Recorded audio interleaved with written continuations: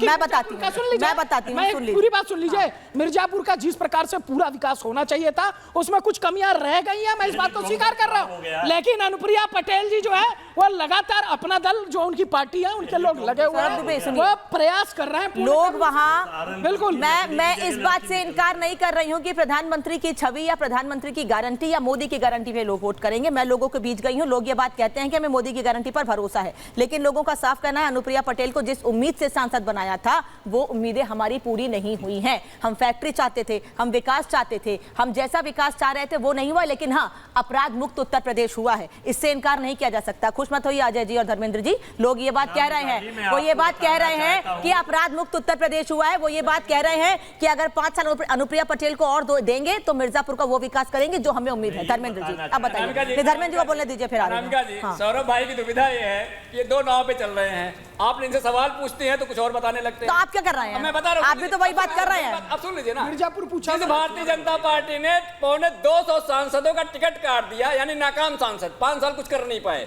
कम से कम 10 से 15 केंद्रीय मंत्रियों का टिकट काट दिया, मतलब नाकाम मंत्री, कोई काम नहीं कर पाए, कोई विकास नहीं कर पाए। अनुप्रिया का नाम आपने खुद बता दिया और इस देश की जनता भी अनुप्रिया का नाम ले रही है। अरे हमें ठीक से राहुल गांधी कोई आदमी चल राहुल गांधी नाकाम है क्या? प्रदेश में राहुल गांधी चुनाव नहीं है, राहुल गांधी नाकाम है क्या? पूछिए, नहीं मुझे बता, राहुल गांधी नाकाम है, अमेठी छोड़ के बाहर कर राहुल गांधी।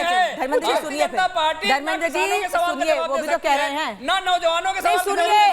धर्मेंद्र जी कंटिन्यूअसली बोलने से कुछ नहीं होगा, कंटिन्यूअसली बोलने से कुछ नहीं होगा। अच्छा, ऐसे लड़ेंगे तो सवाल नहीं आएगी। तुहिन जी अगर मेरे साथ है मुझे बताइएगा। सोनिया गांधी जी रायबरेली छोड़ दी, चुनाव नहीं लड़ी, राज्यसभा चली गई, अमेठी से राहुल गांधी छोड़ के भाग गए। तो ये जो कह रहे हैं इनसे पूछिए, आप बताइए क्या वो काम करने लायक नहीं रहे?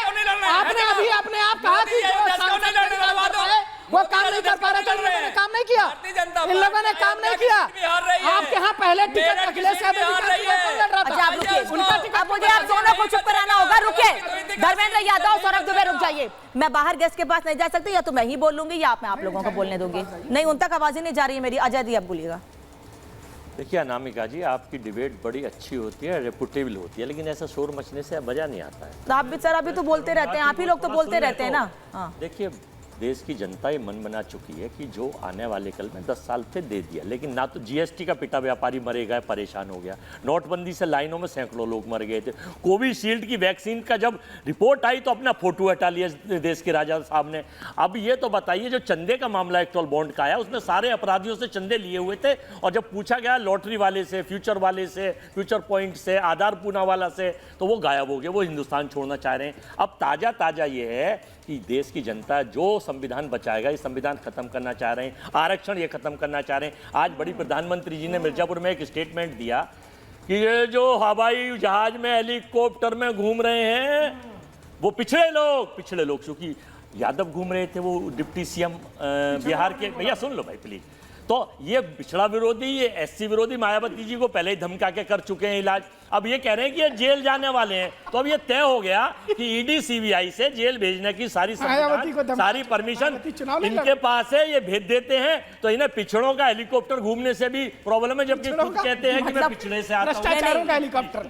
अब जब अजय जी, अब जब अनामिका जी पूरा करिए, फाइनल करिए कि ये देश की जनता मन मना चुकी है। मित्रों, इस बार 400 हार, 143 इन्हें मिलेंगी, और जो भगवान जगन्नाथ का बेइज्जत करते हैं उन्हें अपना भक्त बताते हैं, विरोध में अपने आप को ईश्वर का अवतार बनाते हैं, अजय वर्मा समर्थन करते हैं, जिसके बॉन्ड से चंदा लेते हैं, जिनके विरोध में युवाओं को नौकरी नहीं देते, जिनके विरोध में आप बात कर रहे हैं। अरे सुन तो लीजिए, देश की जनता जिनके विरोध में आप बात कर रहे हैं, आप उन्हीं की भाषा में बात कर रहे हैं, लेके भेज दिया जाए। जिनका विरोध आप कर रहे हैं, आप उनकी भाषा में ही बात कर रहे हैं। सौरभ दुबे, देखिए यही मोदी जी का प्रभाव है जो सभी जनता पे पड़ रहा है, और अब इनके ऊपर भी छा गया। कुछ दिन में भारतीय जनता पार्टी लग रहा है ज्वाइन ही करने वाले हैं। जिस प्रकार से मित्रों कर रहे, सुनिए आप बोलिए मत। आपने कहा कि शोर नहीं करते, मत करिए फिर ना। समय मोदी जी ने बोला था कि जो भ्रष्टाचारियों के जहाज में घूम रहे हैं, जिनके ऊपर जमीन घोटाले का मामला चल रहा है, और ये तो कोर्ट ने उनको सजा भी सुनाई ना। ये तो कोई प्रधानमंत्री नरेंद्र मोदी बात नहीं कर रहे हैं। कुछ दिनों में वापस वो लोग जेल के अंदर जाने वाले हैं। एक आदमी आपका ऐसे ही जेल के बाहर निकल के प्रचार प्रसार कर रहा है, 2 तारीख को वो चला जाएगा, और बाकी के लोग आपके बेल पे घूम रहे हैं। सौरभ दुबे फिर ये तो पूछ रहे हैं ना, वो तो फिर इसीलिए पूछ रहे हैं कि बीजेपी के पास ऐसी, बताइए, भाई मैं आपका ही पूछ रही हूँ, आपका ही सवाल पूछ रही हूँ कि बीजेपी के पास ऐसी कौन सी वॉशिंग मशीन है कि नेता आते हैं और धुल के निकल जाते हैं? मशीन में धुल जाते हैं। आप ही का सवाल पूछ रही हूँ। हो जाते। अजय जी बोलने दीजिए सर, बोलने दीजिए, रुक जाइए। और इलेक्ट्रल बोर्ड का चंदा आप ही बोलेंगे क्या सर? आप ही बोलेंगे, मुझे बता दीजिए। लोगों को सौरभ जी, इंसिडेंट था या सहयोग था, प्रयोग था? देखिए, आपने छापा लगा, तुहिन सिन्हा इस वक्त मेरे साथ जुड़े हैं।